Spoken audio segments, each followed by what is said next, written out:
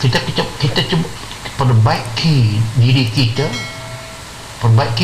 dahulu. Kalau kita baiki ini, kalau boleh kita selamatkan. Kalau kita berjanji, kita akan tepati. Kalau kita bercakap, kita cakap yang benar. Kalau kita bagi amanah, kita jaga baik amanah itu.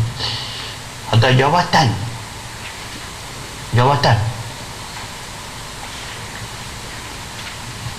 Yalah, kalau raja, dia amanah ada yang jaga. Perdana Menteri ada amanah yang besar dengan dia. Menteri dia besar. Apa saja jawatan, sampai kepada kita pegang persatuan pun, itu amanah. Kalau kita khianat dia itu, takut tadi itu. Kalau 3 sudah ada kepada kita, Nabi kata kana man kana fi, sesiapa yang berada pada 3 sifat itu, Nabi kata kana munafiqan khalisan, dia sudah jadi benar-benar munafik. Kalau 3, kalau 1 dia ada, daripada 3 1 dia ada. Janji dia tepat, amanah dia jaga dengan elok, tapi cakap dia berbohong. Nama kata man kana fi khuslatun minan nifaq. Kalau siapa yang ada 1 sahaja daripada 3 sifat tadi, maka dia ada 1 sifat munafik. Maka sifat itu akan merebak, sifat itu akan menjadi penyakit yang berjangkit, dia akan merebak pada yang kedua, lepas kedua pada yang ketiga. Kesemuanya memang ada peranan syaitan. Jadi maka nak mengubati itu, satu, kena banyak istighfar. Memang istighfar ini jadi bukan sekali 2 3 lepas semayang itu, beratus kali, mungkin sampai 1000 kali boleh buat. Dengan niat istighfar itu nak buang dosa, nak ubah tabiat buruk, nak diubahkan. Pasal jelas daripada hadis Nabi yang kita 143 itu, muka Nabi kata kullu maulud yulad alal fitrah, semua anak-anak Adam ini Allah lahirkan dalam keadaan dianya suci. Bagi maksud tidak ada tabiat buruk kepada dia, kecil tak ada tabiat buruk kepada dia. Fa'abawahu, pendidikannya lah yang akan mewarnakan dia, ataupun masyarakat, kawan-kawan dia dan sebagainya akan mengubah dia. Kalau kawan-kawan yang baik, ibu bapa yang baik, mengajar yang baik, dia jadi baik. Kalau tidak, dia Yuhawidah ni, dia boleh jadi Yahudi, boleh jadi Nasrani, boleh jadi Majusi. Sebab itu maka penting tadi, pendidikan tadi penting. Dan kita faham ketika mula kita dah ajar anak kita itu bercakap baik, betul-betul bahasa benar, janji kena daripada kecil dididik dah, maka dia akan jadi baik. Sebab itu maka satu, saya boleh semuanya sekali mengatakan bahawa ini adalah dosa. Yang 3 tadi itu dosa. Malah dosa apapun kita kena faham. Nabi kata hadis 148 tu, innal mu'min idza atnaba dhanban kanat nuqtatun sauda fi qalbi.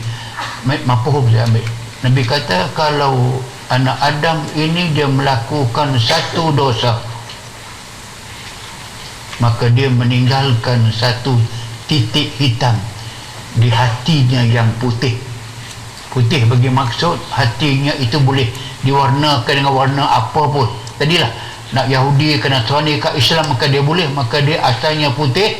Kalau insan itu melakukan satu dosa, maka dosa itu Nabi kata nakatat nuktatun sauda, dia meninggalkan satu titik hitam pada hati nubari yang bersih putih. Buat lagi satu lagi hitam. Kalau banyak sangat dibuat zan dosa, maka semua hatinya telah menjadi hitam, gelaplah dia. Dan dia itulah yang dipanggilkan fa innaha la ta'mal absar walakin ta'mal qulubul lati fis sudur. Manusia kalau dia buta mata penglihatan dia, mata kepala ni, tidak sangat besar masalah. Dia menderita sekejap, mungkin susah sekejap, dia mati, dialah orang yang paling beruntung kerana tidak ada dosa mata. mata buta dia tak nak pergi tengok wayang, tengok wayang apa, dia tak melihat barang-barang yang dilarang, maka dia lebih senang masuk syurga berbanding dengan orang yang mata dia ada. Sebab tu dia kata Quran kata bukan mata buta itu yang amat besar masalah, tapi yang besar masalah dia kata ta'mal qulubul lati fi sudur, mata hati kita jadi buta. Mengapa dia buta? Tadi yang putih tadi itu memudahkan dia nampak kebenaran al-haq, nampak yang baik. Dia hitam ke semua dah, dia jadi gelap. Sebab itu dipanggil kufur itu zuluman, kegelapan. Gelap makna dia hitam. Hati yang hitam itu hati yang gelap, hati yang gelap, hati yang tidak nampak. Ta'mal qulubul lati fi sudur, kalau sudah mata hati kita gelap, hitam, tak nampak, itu yang ayat lain menyambung. Dia katakan wa man kana fi hadhihi a'ma fahuwa fil akhirati a'ma wa adallu sabila. Sesiapa yang mata hati dia buta dalam dunia ini, yang tadi tu dia mata hati dia buta, dia tak nampak yang benar, dia tak takut azab Allah, dia tak nampak kebaikan Islam, tak nampak, dia boleh sampai ke peringkat dia tidak nampak kebaikan yang ada pada undang-undang Allah, dia lebih nampak kebaikan ada pada undang-undang ciptaan manusia, maka dia tolak hukum Allah. Dia tak nampak ke kesan penolakan hukum Allah itu apa akan jadi. Dia menolak Islam itu macam saya cerita yang mutaakhir ini, orang yang menghina Islam itu, orang Melayu, orang Islam terus dihina. Okey, so ini kesemuanya akan balik kepada tu. Nabi kata Allah Ta'ala kata waman kana fi hadhihi a'ma, sesiapa yang mata hati dia buta, fahuwa fil akhirati a'ma, dibangunkan nanti dari akhirat dalam keadaan dia itu buta mata hati. Apa jadi? Wa adallu sabila, dia sesat jalan, masuk dalam golongan orang yang dimurkai Allah Subhanahu wa taala. Sunat mencelik akan balik mata ini, mata hati inilah yang saya katakan dia antara besar peranan kita yang nak kita buat, nak kita lakukan untuk membuka balik hati ini. Sebab itulah maka kita bawa halaman seterusnya yang banyak menyatakan masalah-masalah yang akan berlaku kepada manusia ini.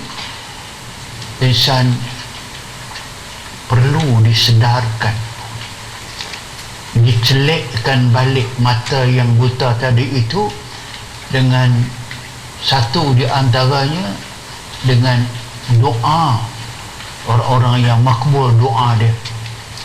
Bukti dia, alasan syaraknya Umar Al-Khattab, orang yang gelap mata hati dia, ataupun Umar Al-Khattab tidak nampak kerasulan Muhammad, tidak nampak, hati dia tidak nampak Quran itu sebagai mukjizat, dia tak nampak kehebatan Islam itu, maka dia kufur sampai ke peringkat dia nak bunuh Nabi kita Muhammad SAW, kerana Nabi Muhammad telah merosakkan keluarga Al-Khattab dengan adik perempuan dia, nama dia Fatimah, telah pun memeluk agama Islam, meninggalkan agama Umar.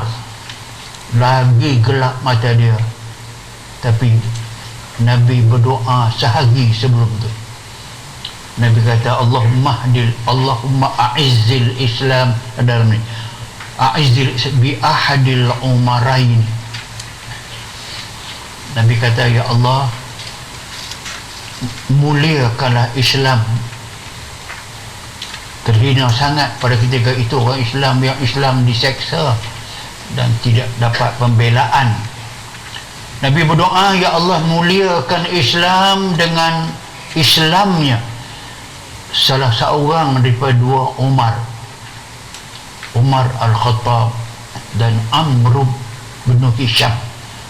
Amr bin Hisham ialah nama sebenar kepada Abu Jahal, tapi Nabi itu punya beradab, punya himmahnya begitu tinggi, tapi hatinya begitu tawaduk. Dia tak minta kedua-dua masuk Islam. Salah seorang sudahlah, tak payah dua, sama ada Umar masuk Islam ataupun Abu Jahal Islam. Abu Jahal, Amr bin Hisham, ahadil Umarain, Islamkanlah ya Allah, bukakanlah hati ya Allah, celakkanlah hati ya Allah salah seorang dari dua Umar ni untuk masuk Islam. Kemarin Nabi berdoa, pagi itu Umar mengamuk nak bunuh Nabi kita kerana telah merosakkan keluarga Al-Khattab.